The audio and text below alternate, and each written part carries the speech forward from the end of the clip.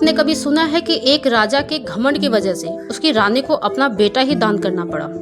एक समय की बात है, एक राजा और रानी अपनी पुत्री के जन्मदिन पर माँ दुर्गा के मंदिर में पूजा करने पहुंचे। भक्ति भाव से उन्होंने माता को स्वर्ण मुकुट अर्पित किया, लेकिन यह दृश्य कैलाश पर्वत से भगवान शिव और माता पार्वती देख रहे थे। पूजा के बाद राजा को अपने दान और वैभव पर घमंड हो गया। उसने ऊंचे स्वर में कहा, यहाँ जितने भी भिखारी हैं सबको भरपूर दान दो, क्योंकि मैं एक महान राजा हूँ। राजा अपने हाथों से वस्त्र और धन बांटने लगा।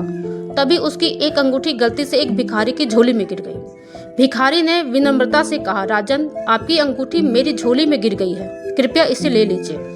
लेकिन राजा ने घमंड में कहा, मैं मंदिर में खड़ा हूँ, मेरे हाथों से जो भी किसी को दे दिया जाए उसे मैं कभी वापस नहीं लेता।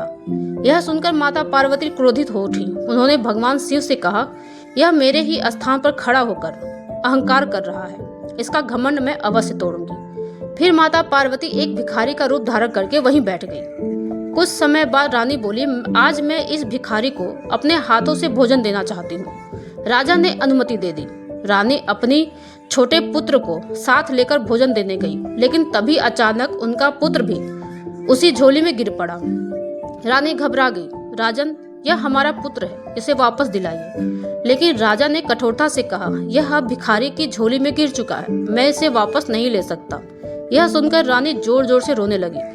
तभी वह भिखारी बोली, मंदिर में खड़े होकर दान देने वाला कोई राजा नहीं, बल्कि सच्ची दाता तो माँ दुर्गा है, जो सबके दुख दूर करती हैं।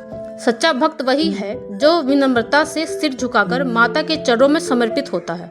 यह सुनकर राजा और रानी को अपनी गलती का एहसास हुआ। वे दोनों उस भिखारी के चरणों में गिरकर रोने लगे।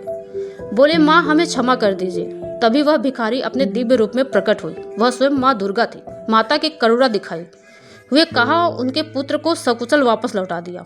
माता पार्वती कहती हैं, जो भी इस कथा को सच्चे मन से सुनता है उसके जीवन से अहंकार दूर होता है और सुख शांति आती है। अगर